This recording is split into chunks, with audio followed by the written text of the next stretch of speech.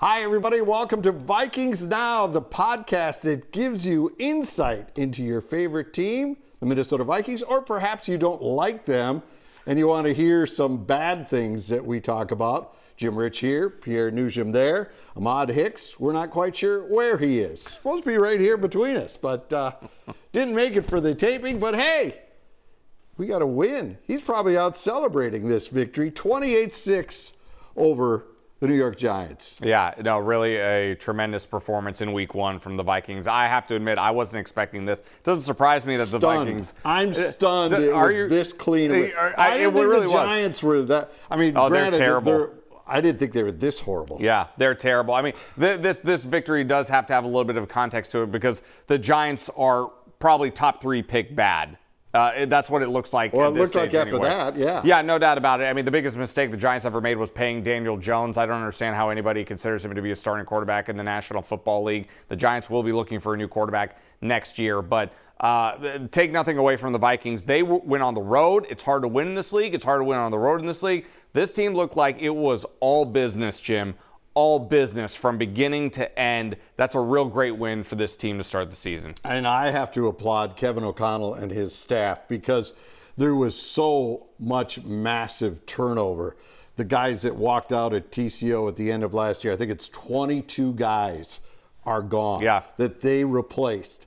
And so there wasn't a real buzz about this team. Viking fans, I don't think are optimistic about this season, and they may still not be after a win like this because, as you said, the Giants are as rotten as they are. But still, for that staff to put together that kind of package, to have Darnold in a position where he is that comfortable with the offense, and that defense was spectacular. And again, you have to, compartmentalize it and say it is the New York Football Giants. We'll get to the defense in just a second, but why not start with Sam Darnold? He was making his first start for the Vikings, and it feels weird to me to call him a journeyman because he was the former number 3 overall pick. He was expected to be the savior in New York for the Jets. He didn't turn out to be that. Moves on to Carolina, kind of flames out in Carolina, goes to San Francisco, becomes the backup behind Brock Purdy last year. Says he learned a lot in San Francisco. I always thought the talent was there. I remember during the draft, I thought he should have been the number 1 quarterback taken overall.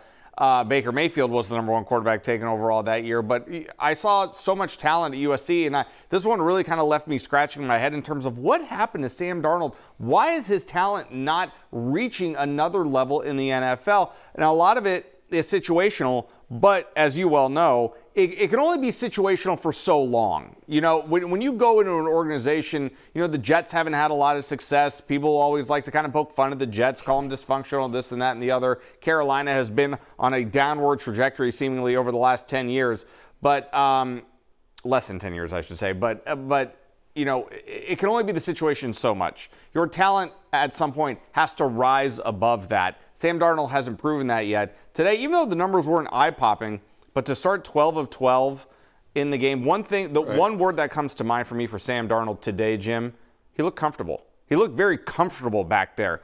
Had time, made good decisions, led the team, didn't lose the game for the team, looked real comfortable back there. I have no qualms whatsoever about Sam Darnold's performance today. Yeah, I was impressed as well. And I think a real key for him was that year in San Francisco when you were in a normal NFL franchise. You weren't in one that's dysfunctional like the Jets and the Panthers are currently right now. Yeah. It's just normal. Yeah. I mean, it's a group. It's a model franchise. And I think that's why the Vikings jumped so quickly, because we know the connections that O'Connell has with the Niners organization. And I'm sure he was talking to McVay saying, well, not McVay, but the connections that they have there. Right. They know a lot of people in that organization. And I think that they looked at this and they said, hey, he gets it. If you guys give him what he needs, he can be serviceable for you as a bridge to get you from this to McCarthy. Because now, J.J. McCarthy, hello, there's not a Viking fan out there this afternoon that's like, where's J.J.? We need him in there now. Well, and it's also an important year for Sam Darnold because it feels like it's his last chance to give himself an opportunity to be a starter and an every week starter in the NFL. I'm sure he will find a job as a backup, probably for the next 7, 8, 9 years. I don't think that would be a problem for him.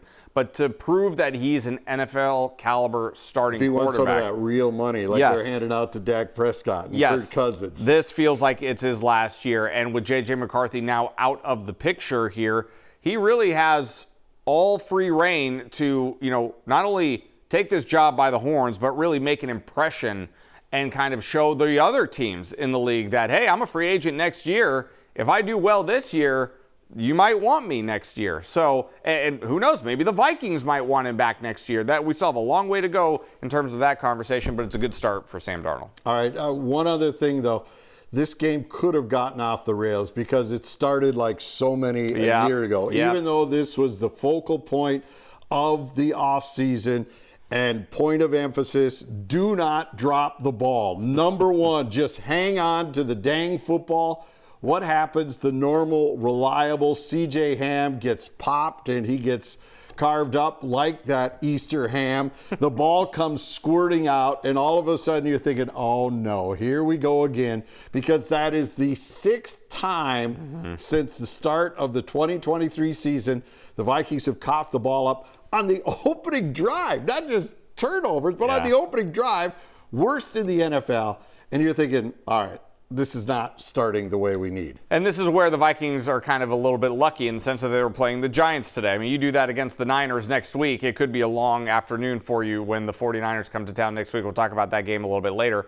But in terms of putting the ball on the ground, yes, everybody probably thinking, oh my gosh, here we go again.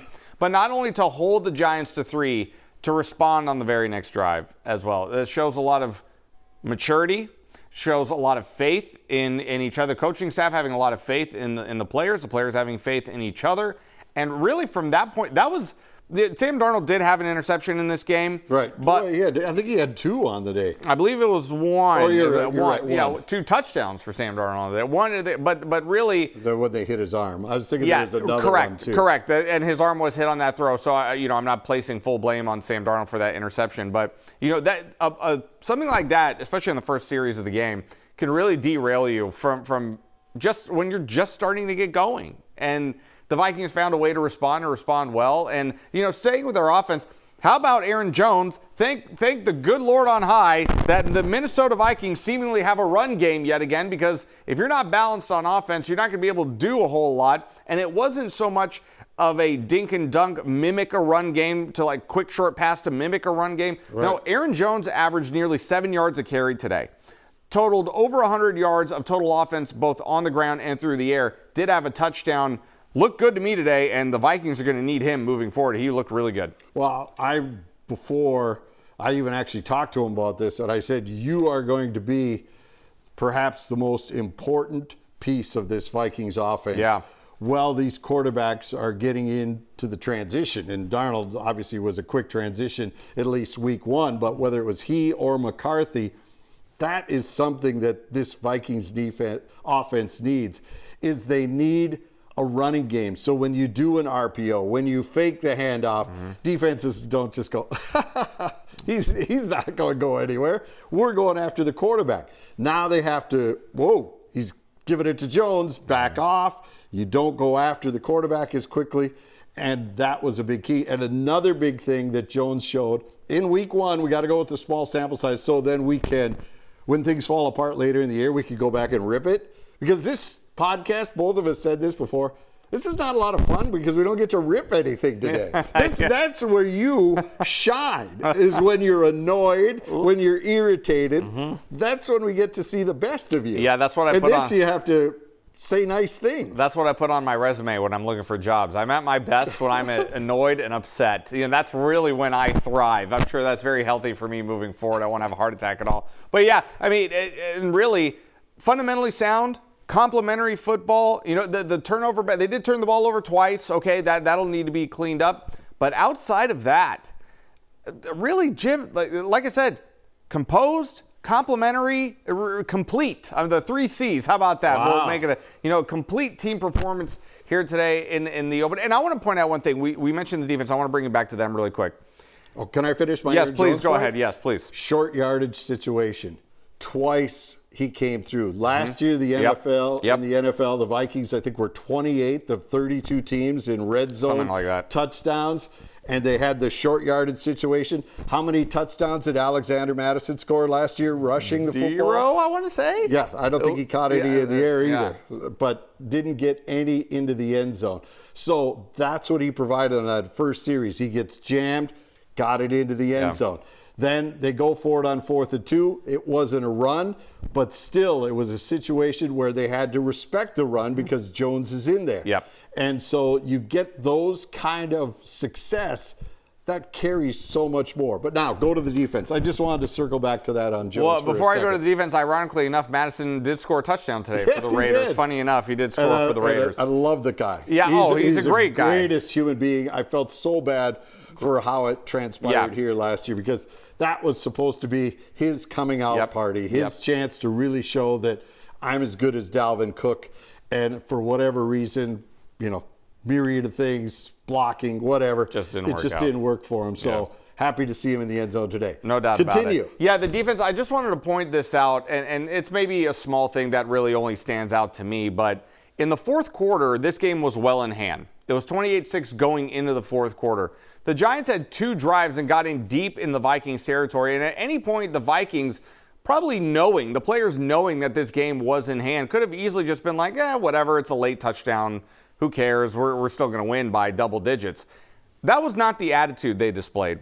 They did everything they could to keep the Giants out of the end zone from beginning to end, playing a full 60 minutes from beginning to end, and that is a credit to Brian Flores once again and the coaching staff of getting these guys in a mentality of just because the game is in hand at 28-6, at the beginning of the quarter, midway through the quarter, we're going to play just as hard and just as mean when we have the game in hand as to maybe if the game is tied in the fourth quarter. That told me a lot, Jim. It tells me a lot about the mentality of this team. It tells me a lot about how they want to coach this team. I don't know how many games this team is going to win by the end of the year, but that in and of itself proved to me that this team is here to play. They're here to play hard. They're here to play a full 60 minutes. I was really, really kind of impressed with how things transpired in the fourth quarter defensively for them. Yeah, and on TV, if you watch it back, you could watch Flores on the sidelines. He was high-fiving guys. He was celebrating with this defense. And that means that there's a buy-in by these guys. No question. Because you had so many new faces. What is there, 5 new starters, I believe think, that's on the correct. defense? I mean, Stephon Gilmore just got here a couple of weeks ago. He's one of them for sure. And you got you got Van Ginkel, you got Grenard, you got all these guys, Cashman, Tillery, that are in there. Right. I mean, we could just rattle them off. Right. And so you have all these guys that are here, and a lot of them came here because of Brian. A lot of them said, I want to be a part of this. Van Ginkel, of course, with his time in Miami, spent time with him. Grenard knew of him, wanted to be a part of this. So these guys, I think Gilmore was with them in New England. That's correct. Way back in the day. So yes, he was. All these guys know what he's capable of. Bobby McCain, who didn't play today, he was activated. He also played with him in Miami as well. He's the reason why Bobby McCain came up to Minnesota as well. Right. So you see these guys and they're saying, all right, let's do this. You come up with the craziest stuff. We're going to execute it because we believe in it. We believe in you. And that, I think, is something that you can't buy with a team. No matter how much the player signs for, you need the buy-in from them. Even though you're buying that player, you need them to buy into the defensive concept. They need to buy into the coordinator. And I think we saw that. Again, I got to keep prefacing this. Small sample size. Sure. Week 1. We apologize. But let us know in the comments if you're with us. It's right there, right underneath us. You just type it in. We see them. I don't know if we can we type back? I don't know if we are allowed to. If you have a YouTube Fox 9 account. Well, if you have a YouTube account, you sure can, but I would advise that you not. I would advise that you not. One thing defensively, too, 2 years ago with Ed Donatel, everything was just a disaster with Ed Donatel as the defensive coordinator for the Vikings. Last year, it was a big turnaround with Brian Flores. However, if you recall, this defense lost steam in the last month of the season. The last 3-4 games, the defense really lost steam, couldn't really keep guys in front of them, couldn't really keep guys out of the end zone. True. So I think this defense had something to prove this year, even though it was a really great turnaround last year in that defensive unit. I think they had something to prove because of the way last year finished. And they say, well, which defense are we going to get? Are we going to get the defense that we saw from week 5 to week 13, or are we going to get the defense that we saw from week 13 on? Which one was it going to be? And hopefully, again, like Jim likes to say, small sample size, but hopefully this is the type of defense we're going to be seeing week in and week out. I don't expect the Vikings to hold their opponents to 6 points every week, but what I saw today was certainly reason for optimism. Well, here's another thing that could be a factor in that. It could be, look at how many of those guys are gone from last year. They may not have been able to physically play the game. I mean, where is Lewis Seen right now? Where's Andrew Booth Jr.? Where's Caleb Evans Jordan is Hicks? hurt. He's not able to play this year. Right, so, and he was benching him left and right. I think, like, when you get these veterans back there like Gilmore and Byron Murphy Jr. that know the position and know how to play it and have played it for years, then they can take it to that next level that Flores wants you to play at, that other teams do not install in their defense. Byron Murphy led the team in tackles today. He did? 9 tackles, 8 solo. I mean, Byron Murphy was terrific today. Harrison Smith comes up with an interception. I mean, don't tell him he's retired no, yet. I never will. He can play for as long as he wants. That's fine by me. I'm always feeling good when Harrison Smith is back there playing safety. But a lot of reason, or I should say, a lot of things to like from today's game. Is it going to carry over into next week against San Francisco? The Niners were here last year. Minnesota has been a very weird place to play for the Niners. I don't think they've won here since what, 92? Yeah, 92, 97? I think 92 might be right. I'd have to go back and double check. But it's been a long time since the 49ers have won a game in Minnesota. It's a fun thing about sports. It's like, it's one of those things where you just, for whatever reason, this place has always been a bugaboo for a team or whatever. So, the Vikings will be a dog next week. They will be. They will be for weeks. They will be for weeks. They will be for weeks. However, they were a dog last year on Monday Night Football when the 49ers came to town, and the Vikings were at a low point really in that early part of the season. I think it was week 5 last year, if I'm not mistaken. They were at a low point. Nobody expected them to win that game. They came out and they won the game against a really good team, a team that went on to go to the Super Bowl. So who's to say it can't happen again? Yeah. All right. Now, if this is the first time you tuned in, we did this podcast a year ago. It's also on our YouTube page. It's on Fox Local. It's on a whole myriad of spots to find it. We do it as fast as we can after every Viking game to give you our thoughts, to get your feedback. We also do Vikings postgame tonight, 10:35 every Sunday night. Pete Bursich, the analyst for the Vikings Radio Network, joins us along with Pierre.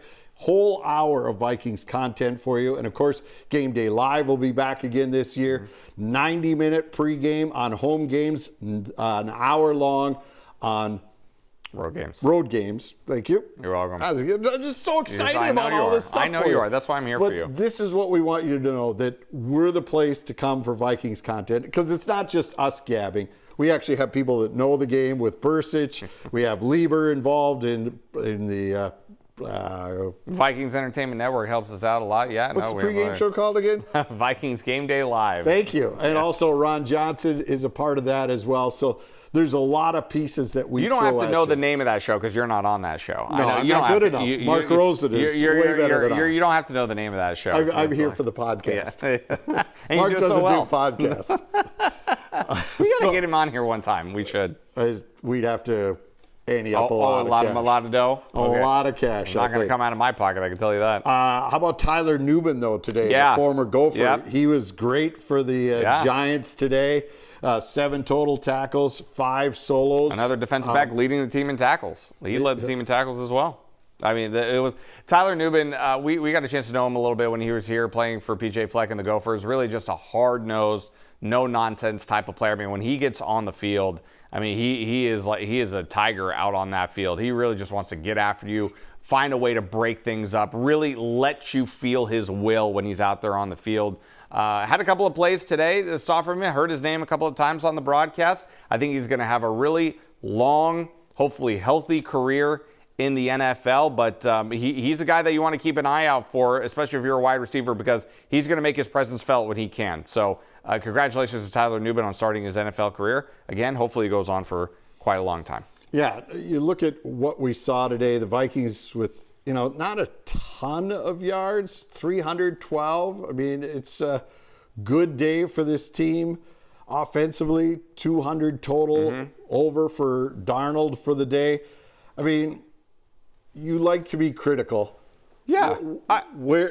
Did you see any? I mean, it seemed like the offensive line after that sack early was rock solid the rest of the day. Yep. Darnold didn't seem to, not have the time, because you look at his career stats coming into this in games where he is pressured, his numbers, completion percentage is like 40% plummets when he's under pressure. Plummets.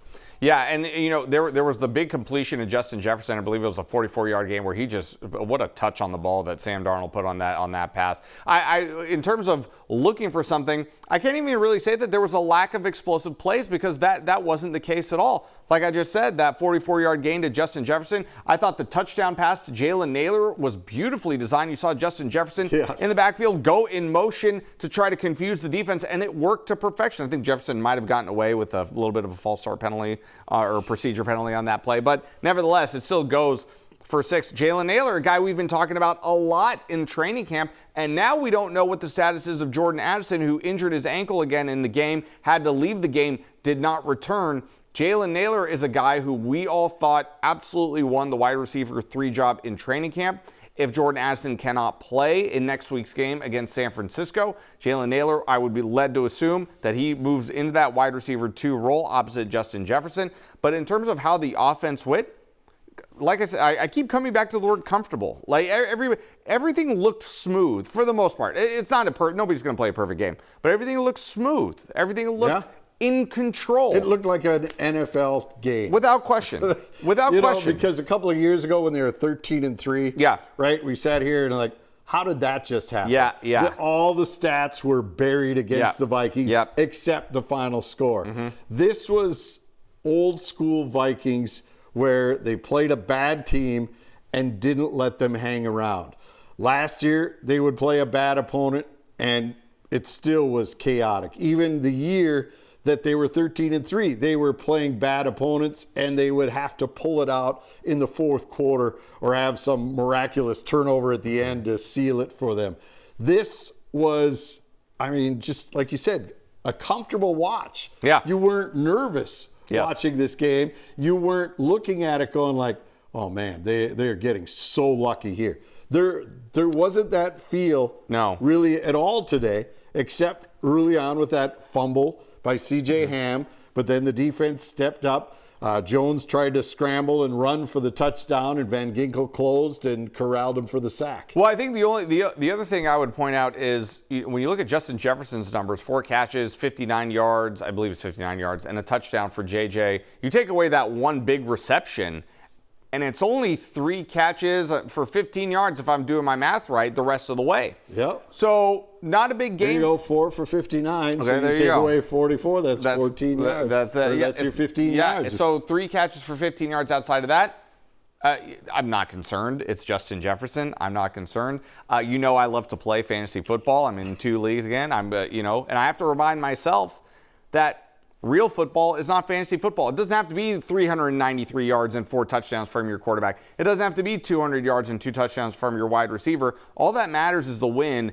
Who really cares how you got there as long as you win? By the way, I'm going to win in both the leagues that I have this year or this week in fantasy football. I too am off to a great start as well. But yeah, it doesn't have to be these eye-popping numbers. Again, complimentary football. Andrew Van Ginkel picking off a pass from Daniel Jones, running it back for a touchdown. Defense gets a score.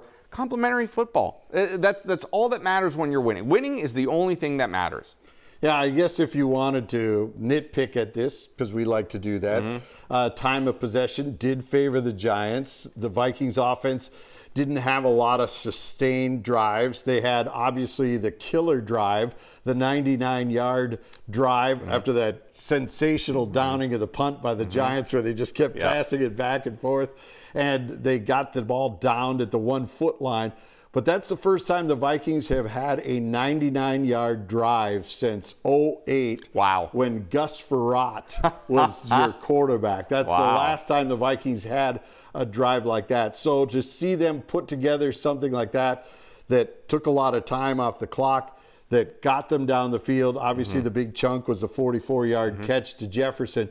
But still, they showed that composure to get it done. But if you want to nitpick or pack, or you want to pack it into a picket and upset about it, you'd like to see the offense stay on the field longer. Sure, and I think, I'm sure Sam Darnold will probably say the same thing, that he probably, would like to get them into a little bit more of a groove and maybe find, a little more of explosion in the passing game. But we have to remember, too, no TJ Hawkinson until at least week 5. If he plays in week 5 at all, that's when he's eligible to come off the PUP list. But when TJ Hawkinson gets back into the fold with this offense, I think you're going to start to see the playbook open up a lot more. Josh Oliver had a nice catch today. Yep. He had 2. Yeah. 2 for 27. But we know that Josh Oliver and Johnny Munt aren't exactly your prototypical receiving tight ends in today's game that like we see. They do a great job when they're on the field, but they're not a TJ Hawkinson type body to catch passes the way TJ catches it. So I don't think we can really grade the Vikings offense just yet. I think everything is almost incomplete until Jordan Addison is fully healthy, TJ Hawkinson comes back healthy, and then we'll see if things pick up a little bit more. Sure, I would like to see Sam Darnold throw for maybe a little bit more, but as long as Aaron Jones is running the ball the way he did today, who cares? I mean, who cares? Again, you got the win. Follow the same formula. If that formula works again next week against San Francisco, do it again in week 3. All right, here's the problem. Addison injured his other ankle. This isn't the one that he hurt in the joint workouts. This is the other one. If he's unable to go, okay, like you said, Naylor seems adequate to be that wideout 2. What do you do for wideout 3? Because as you mentioned, there's no Hawkinson. No. So all of a sudden, you're looking at a way where this team has to do something else. Aaron Jones had a couple of catches today. Yeah. I'm assuming he would be more in that options to get the ball out. But not just what do you think they have to do if this ends up being something that Addison is either bothered with all season, or if he's going to miss the next couple of weeks? Well, not just Aaron Jones, but Ty Chandler also got some run in this game. He caught 3 passes today, and I think you're going to have to lean. You're going to ask a little bit more of your tight ends, sure, but I think you are going to have to lean just a touch more on a guy like Ty Chandler, who's pretty good at catching passes out of the backfield. It's like we were just saying a moment ago, I know everybody wants to see the big explosive plays, the chunk plays and stuff like that, but when you have a tailback out of the backfield that's really good at catching passes, that's a real weapon. That's a real weapon. And if you don't have a second wide receiver opposite Justin Jefferson that you feel that you can rely on as much as Jordan Addison, then you start to lean on your backs a little bit more. Try to get creative, maybe split him out wide. But I know he probably won't split him out wide, but don't come at me. I know he probably won't do that. But Ty Chandler is the guy I'm looking at. I'm looking at him to be perhaps a safety valve for Sam Darnold if things don't go according to plan with the wide receivers. Checkdowns are checkdowns, but checkdowns at the same time too, if they're effective and you get 7-8 yards out of them, that's going to put you in a position to keep getting first downs and moving the ball. So I think Ty Chandler is an option there if Jordan Addison can't go next week and beyond. All right, the defense, the run defense was spectacular. Yeah. Didn't see any problems there. 21 attempts, 71 yards, 3.5 is what they averaged. And a reminder, the Giants are terrible. So, all right. So next week, it's McCaffrey coming in here. If he's healthy. So they did sack Jones 5 times. Correct. Can they get after Brock Purdy? Is this defense good enough to harass the Niners if they come to town with a competent running game, unlike what the Giants threw out there today? Well, Trent Williams might be the best left tackle in football, but when you look at the rest of the line, especially on the interior of the offensive line for San Francisco, I think this is a line that I think is beatable. I think you can win one-on-one matchups. I think you can stunt on the line and confuse guys up front. So, to answer your question, yes, Brock Purdy is mobile-ish. I mean, he can move. He can get out of the pocket. He's not going to take off and run like Jalen Hurts or even Daniel Jones is capable of doing that. We saw a little bit of that today. But yes, I think that there is a real opportunity to put pressure on Brock Purdy. And will it happen? Well, we'll wait and see. I'll reserve my thoughts until next week. But I don't see why not. Next question. Does this change your outlook on the season? Because Vegas has them, 6.5? 7 wins around there, right? I think the over-under was 6.5, if I'm not mistaken. Does mistaken. what you saw today change your optimism gauge? Does it move the needle, I guess, is the question for you. Not really, to be perfectly honest. At the beginning Come of the on, 28-6, total domination. At the beginning of the season. Here we go. Now we're going to get it. At the beginning of the season, I had this as a second straight 7-10 season. I thought the Vikings would win 7 games. I really don't feel compelled to move off of that prediction just yet.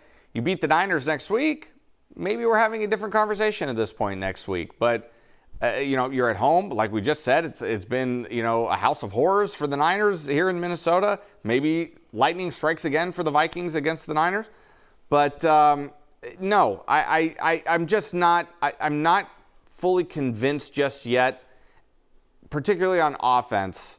Sam Darnold had a good game. Now it's like, can you do it again? Can you do it again? Can you string together solid starts to make me a believer? Because 1 week, I'm sorry, we saw Josh Dobbs last year. 1 week, he had everybody being a believer just in 1 week. And then it all started to fall apart in the next couple of weeks after that. So I'm not going to get terribly excited about today. A win is a win. It's what you want. It's a good way to start the season. But consistency is the name of the game in the NFL. So you're saying the key is Darnold. Let's go back to say this game hadn't happened yet. Mm-hmm. We're doing a preseason podcast. Yeah. So rewind a little bit in your mind, take today off the table, but you can use the information you gleaned from today, your concerns going into this season and your concerns moving forward. Are they the same after this win over the Giants? My concerns are lessened a little bit because my primary concern, you heard me talk about this, you and I have talked about this multiple times, it wasn't even so much Sam Darnold, it was the defensive line. I didn't think there was enough beef on the defensive line to really move people off the ball at the line of scrimmage. I wasn't really anticipating seeing the Vikings winning a ton of, or I shouldn't say a ton of battles, but enough battles at the line of scrimmage to make a difference in the game. That was proven wrong to me today. And the Giants' offensive line is not terrible. It's not a terrible offensive line. Okay, so you flipped to defense right there in the middle. Yeah. Of that. Okay, I just want to make sure. My concerns were at the beginning of the season. Yeah, I know what Sam Darnold was going into the season, but I was more concerned along the defensive front. I was concerned at corner. Now that Stephon Gilmore is here, I'm feeling a little bit better about the veteran presence there. So I think my attention now that I'm feeling a little bit better over here, suddenly my attention of what I was concerned about but not really at the top of my mind goes back over here to Sam Darnold. Yes, but again, not to take anything away from the guy who played a heck of a football game today. Can he string it together? That's the question. There you go. All right, that'll do it for this initial podcast of Vikings Now. Usually we ask a mod where you can find this if you've just stumbled across this or trying to find it, but I'll let you do the honors because I have no idea how half of this stuff works. Yeah, I believe you can find the Vikings Now podcast on iTunes, Apple, YouTube, all the things. Look for the Fox 9 YouTube page on YouTube. You'll find it under there as well, anywhere you get your podcasts. And follow Pierre on Twitter, sure. Or X it is nowadays, because you retweet when we put out a new show. Yep. So they can find it there, and you are? You can find me at the Nouj, Nouj, Fox 9, the Nouj Fox 9. And also Fox 9 Sports is out there as well. Thank you so much for joining us. Rip away in the comments. I'm sure there's plenty we've got for you to tee off on. Thanks so much for listening and watching. And the Vikings, the start of the perfect season. Those Dolphins, those old-time Dolphin guys, we're going to the Super Bowl, are putting the champagne back in the fridge. They're not popping it after week 1 because your Vikings are victorious 28-6 over the Giants. Thanks for checking us out, and we will see you next week.